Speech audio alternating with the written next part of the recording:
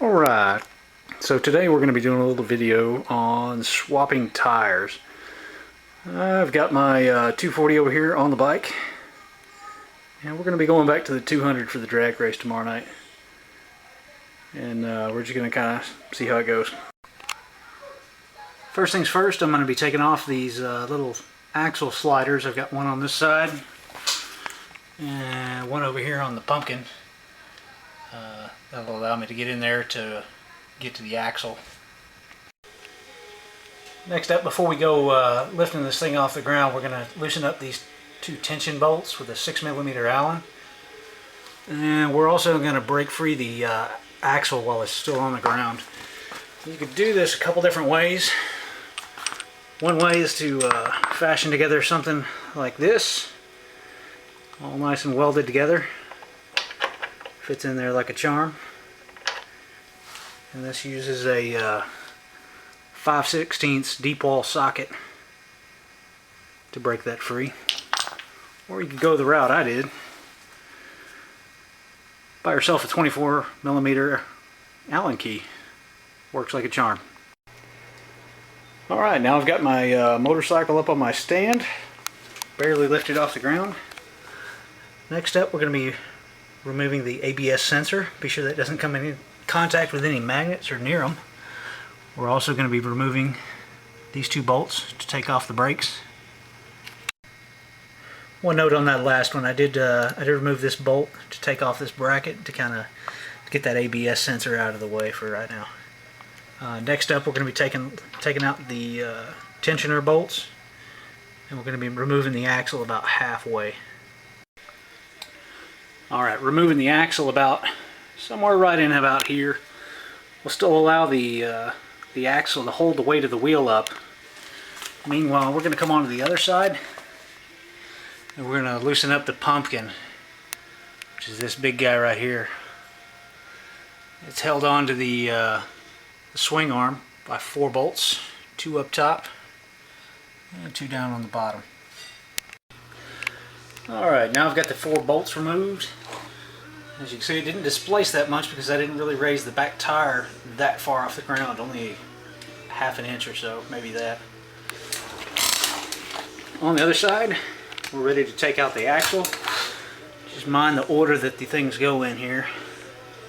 Got the swing arm, a small spacer here, bracket for the brakes, and a little circular thing here that holds the ABS sensor. Goes in that order. So when you pull these apart, when you pull out the axle, you got to mind these pieces.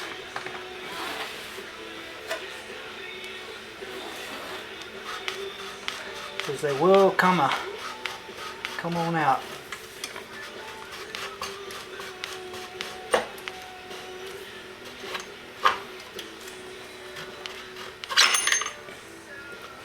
There's the axle. There's the spacer. You can always keep a little bit of a hand on that so it doesn't going down crashing into your rim. And we have that off. Next up, we're going to be removing the pumpkin on the other side. Alright, one little step I neglected to mention was actually physically removing the brake bracket from the side of the wheel there. That's going to allow you to have a little bit of space there to slide the wheel off the pumpkin. Alright, keep in mind now that we've taken the wheel off the pumpkin, the wheel is kind of now free floating around in the swing arm. Something you got to be mindful of, especially right up in here. If you start rubbing this against rubbing the inside of the rim against the inside of the swing arm there, you're going to get some nice scratches on your rim, so just be gentle with it. Now we're ready to remove the pumpkin now that it's disconnected from the wheel.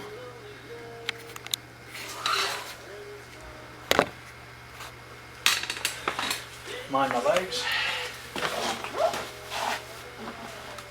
This is a bit heavy, so we're just going to lift, keep it even with the bolts, and slide it out.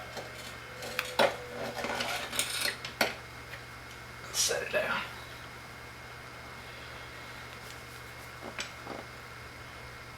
Try to keep this vertical, because if it's not, you will get some of the final drive oil leaking out of this. Alright, now that we've got the pumpkin off, you do want to make a visual inspection of the swing arm, ensuring there's no large debris, rocks, buildup of dirt, sand, what may have you. As you can see, the swing arm inspection plate has been removed for the 240. This allows debris to get in here, so you always want to make sure that's clean. And then we're going to remove the wheel from the swing arm. Be careful not to rub the rim against the inside of the swing arm. So what we're going to do to avoid this, slowly rotate the wheel to the left. There on the right. And so very slowly and carefully, we've now removed the 240 wheel from the back of our swing arm. Don't look, she's naked. Alright, now we've got some part swapping to do here. As you can see, I've got my 200 rim over here. Needs a brake, so we're going to take it from this one. One thing to keep in mind about swapping these parts is all these bolts, especially on the original parts that came with the motorcycle, are very, very soft.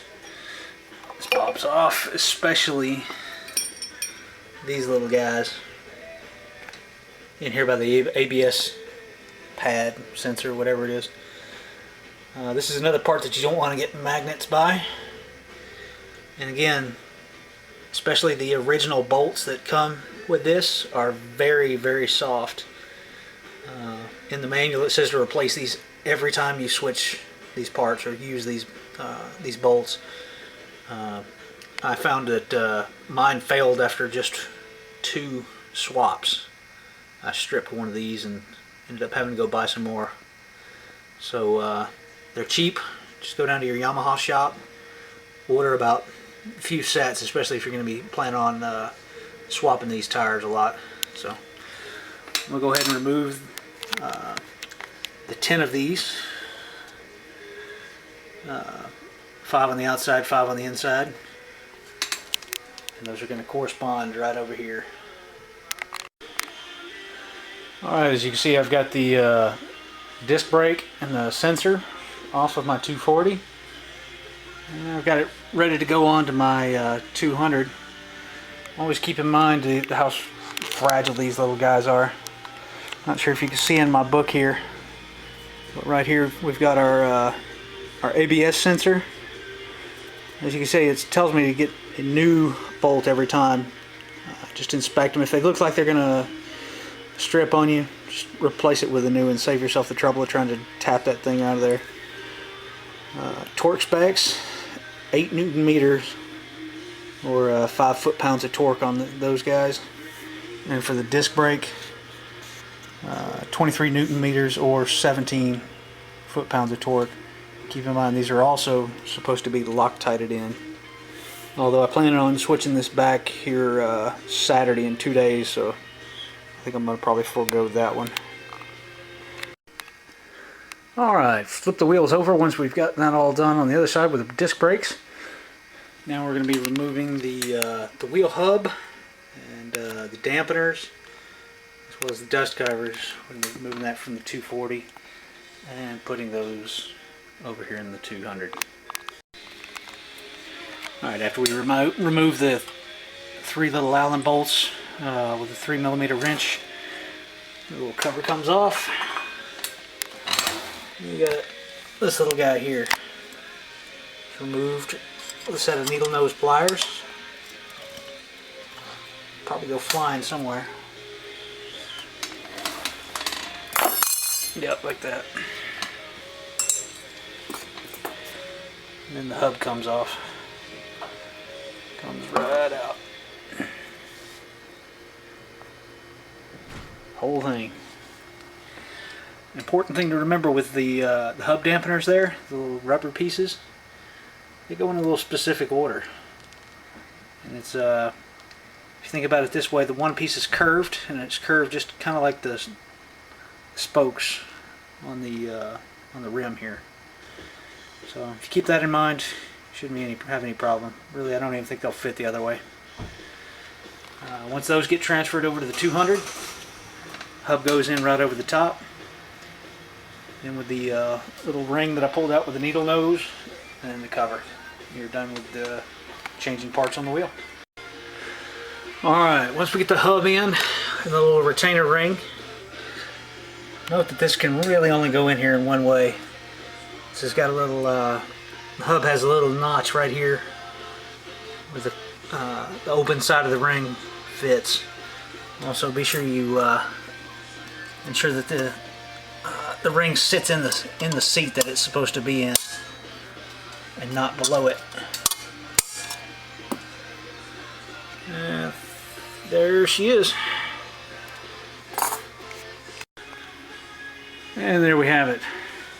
Got all the parts that we needed off the 240. Got those put back over here on the 200. And just be careful with these bolts. These are the little tiny 3mm bolts. The torque specs on these are 5 Newton meters. I believe that's 3.6 or 3.8 foot-pounds of torque. That's not much at all, so do be careful. And again, have an extra set of these just laying around so you don't have to wait on them when you strip one and have to wait for the dealership to order it for you. So have a couple